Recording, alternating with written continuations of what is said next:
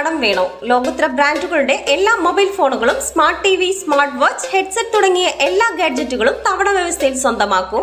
ജ്യോതി mobiles, Eroor. Eroor Nettayam Shri Subrahmanya Swami ക്ഷേത്രത്തിൽ കഴിഞ്ഞ 2 വർഷങ്ങളായി മുടങ്ങിക്കിടന്ന ഉത്സവം നടത്താൻ ഭക്തജന കൂട്ടായ്മയുടെ തീരുമാനത്തിന് ഭരണം വഹിക്കുന്ന അഡ്മിനിസ്ട്രേറ്റർ അനുമതി നൽകിയതായി ഉത്സവ കമ്മിറ്റിയെ ഭാരവാഹികൾ അറിയിച്ചു.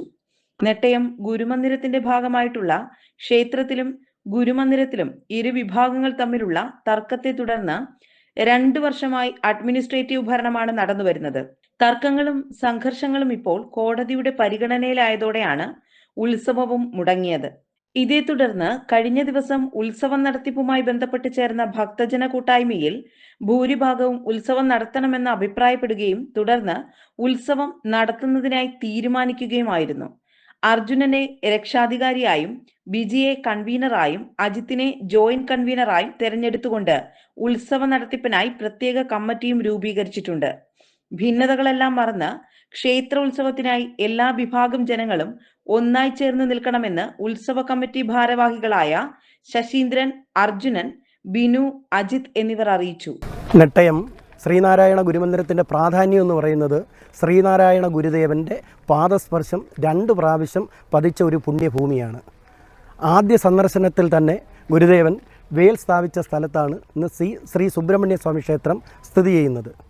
എന്നാൽ ചില സാങ്കേതിക കാരണത്താൽ കഴിഞ്ഞ 2 വർഷമായി നമുക്ക് ഇവിടെ ഉത്സവങ്ങളോ മറ്റ് പല ഭക്തിസാന്ദ്രമായ പരിപാടികളോ ഇവിടെ നടന്നില്ല. കാരണം ഇവിടെ ഒരു ഭരണസമിതി ഇല്ലായിരുന്നു. എന്നാൽ അഡ്മിനിസ്ട്രേറ്റർ ഭരണം നിലവിൽ വന്നു. ശ്രീമാൻ ഹരിസാർ അവരുടെ നേതൃത്വത്തിലുള്ള അഡ്മിനിസ്ട്രേറ്റീവ് ഭരണമാണ് ഇന്നിവിടെ നിലനിൽക്കുന്നത്. ഈ അഡ്മിനിസ്ട്രേറ്റീവ് ഭരണം സഹായിക്കാനായിട്ട് വനിതാ സംഘം ഉണ്ടായിരുന്നു. എന്നാൽ അഡ്മിനിസ്ട്രേറ്ററുടെ നിർദ്ദേശമനുസരിച്ച് നമ്മളിവിടെ ഒരു പൊതുയോഗം വിളിച്ചു ചേർത്തു.